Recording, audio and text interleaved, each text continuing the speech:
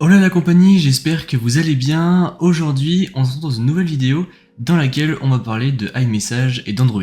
Alors c'est hier ou avant-hier, je ne sais plus, je lisais un article qui disait que désormais, en gros, on allait pouvoir afficher les réactions des utilisateurs d'iPhone, et donc du coup ceux qui utilisent iMessage, sur la messagerie Android via Google Messages. Donc pour resituer un petit peu le contexte, iMessage est donc la messagerie instantanée d'Apple, les fameuses bulles bleues qui s'envoient du coup entre possesseurs d'iPhone. En revanche, lorsque quelqu'un qui possède un iPhone parle avec quelqu'un qui n'a pas d'iPhone, les bulles sont alors vertes. Bon, jusque là tout va bien, et vous le savez peut-être, mais aux États-Unis c'est un débat qui a fait énormément couler d'encre, encore récemment, puisque un bon nombre d'utilisateurs refusent tout simplement de quitter l'iPhone car ils ont peur d'être justement cette fameuse bulle verte, car apparemment aux États-Unis certaines personnes refuseraient même de parler avec des gens qui n'ont pas d'iPhone parce que c'est une bulle verte et donc du coup c'est chiant, on peut pas savoir quand ils ont lu le message, on peut pas mettre de réaction, etc., etc.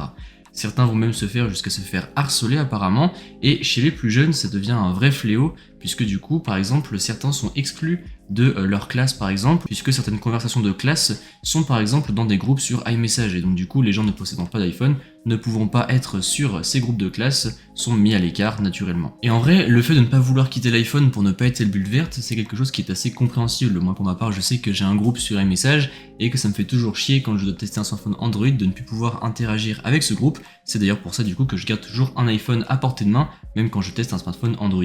Mais tout ça pourrait être bientôt terminé car iMessage pourrait arriver sur Android.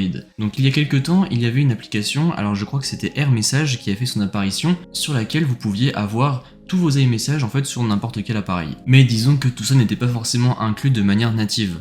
En revanche, comme je vous le disais en introduction, en ce moment, avec la bêta de Google Messages, si jamais vous avez installé la dernière bêta et que vous allez dans les réglages puis dans paramètres avancés, eh bien vous avez une petite ligne avec laquelle vous avez écrit montrer les réactions des utilisateurs d'iPhone.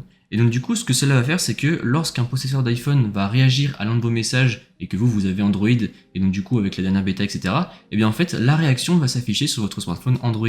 Tandis qu'avant, lorsqu'on réagissait à un message à quelqu'un qui avait une bulle verte, et bien ça envoyait un autre message disant Martin a ajouté un j'aime à ce message, ou Martin a rigolé à ce message, etc. En fait, ça envoyait un autre message en plus. Et donc du coup, ça fait un grand pas en avant pour la collaboration entre Google et Apple, même si je trouve ça assez paradoxal finalement, puisque vous le savez peut-être, mais en 2013, Apple avait annoncé qu'une version pour iMessage devait sortir pour Android.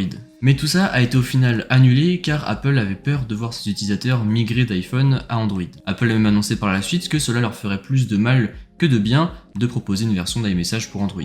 Donc du coup, est-ce que Apple ne serait pas revenu en arrière? Ou alors est-ce juste un paramètre comme ça pour faciliter la coopération encore une fois entre les deux plateformes? En tout cas, vous n'hésitez pas à me dire ce que vous en pensez, et est-ce que vous aimeriez une version d'iMessage pour Android? Car j'ai l'impression que nous en Europe on utilise quand même pas mal de messageries alternatives, comme par exemple le Messenger, WhatsApp, Telegram, Signal, Snapchat, Instagram, etc. Mais je sais que pour le coup, aux États-Unis c'est vraiment quelque chose de très très gros et que absolument tous les Américains utilisent iMessage. Pour eux, WhatsApp, c'est no-go zone, hein. Franchement, très peu de gens l'utilisent. Par contre, tout le monde utilise iMessage, d'où justement toute cette polémique de bulle verte, bulle bleue. Sur ce, j'espère que cette vidéo vous a plu. Je tenais à vous informer de cette petite nouvelle d'actualité, puisque je trouve ça assez cool également de pouvoir parler de tout ça.